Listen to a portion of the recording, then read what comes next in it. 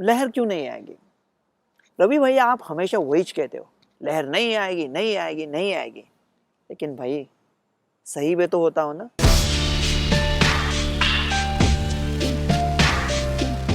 भारत में कोरोना संक्रमण के मामलों में फिर से तेज उछाल देखने मिल रहा है।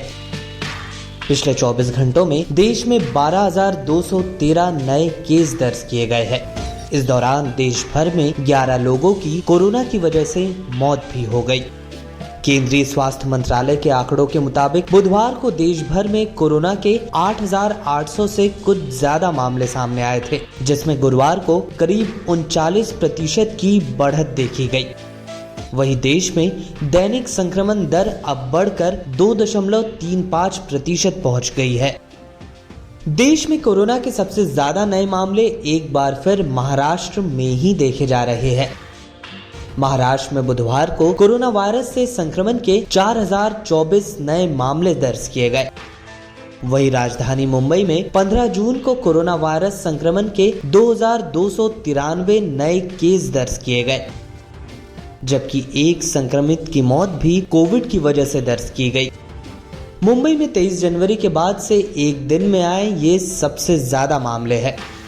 बृहन मुंबई नगर निगम के बुलेटिन के मुताबिक इन मामलों के साथ मुंबई में कोविड-19 के अब तक मिले मामलों की संख्या 10,85,000 से ज्यादा हो गई है।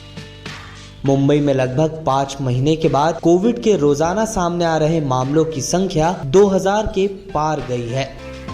वहीं देश की राजधानी दिल्ली में भी बुधवार को कोरोना वायरस संक्रमण के 1,375 नए केस दर्ज किए गए और संक्रमण दर 7.01% हो गई।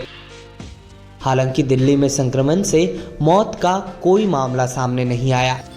दिल्ली के स्वास्थ्य विभाग के मुताबिक मंगलवार को दिल्ली में संक्रमण के 1118 मामले सामने आए थे और संक्रमण दर 6.50% रही थी। वहीं दिल्ली से सटे गाजियाबाद और गौतम बुद्ध नगर जिले में भी एक बार फिर कोरोना बढ़ने लगा है।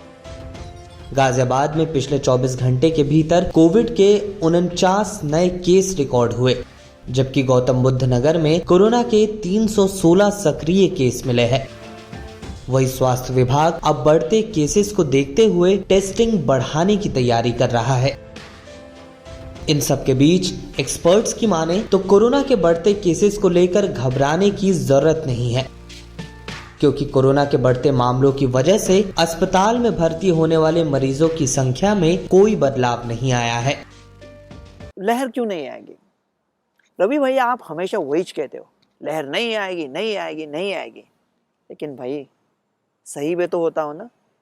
अगस्त से सब लोग एक्सपर्ट जो कभी गलती से भी सही नहीं होते, वो कह रहे थे कि लहर आएगी आएगी आएगी। कहाँ है लहर? बिल्कुल नहीं है। हॉस्पिटलाइजेशन से लहर आती है, सिर्फ केसेस बढ़ के कुछ नहीं होता। तो अभी केसेस क्यों बढ़े? क्या ऐसा है कि ये लोगों को ओमिक्रॉन हो रहा है?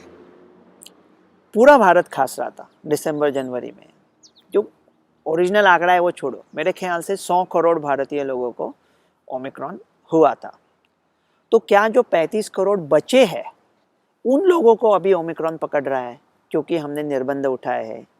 निर्बंधों का और ओमिक्रॉन का आने जाने का कोई वास्ता नहीं है, क्योंकि अगर निर्बंध ना होते हुए भी कोई मास्क ना पहने बगैर भी अगर वो जा सकता है तो वो आया, इसका मतलब निर्बंध नहीं है ऐसा नहीं है, उसका कोई लेना देना ही नहीं है।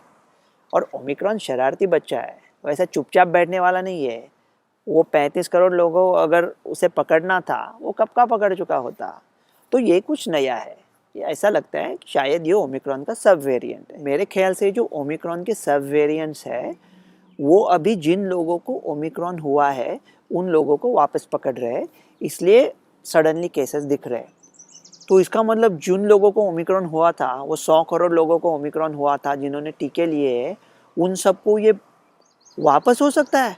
वापस 100 करोड़ के देखो, अभी ऐसा सोचना ही नहीं है।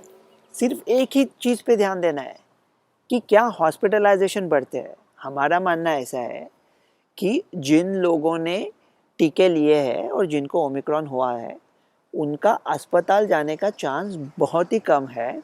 तो कितने भी केसेस आने दो, हॉस्पिटलाइजेशन नहीं बढ़ेंगे, इसलिए डरने की बात नहीं है। अभी। इस वीडियो में फिलहाल के लिए बस इतना ही। देश दुनिया की तमाम खबरों के लिए बने रहिए लोकमत हिंदी के साथ।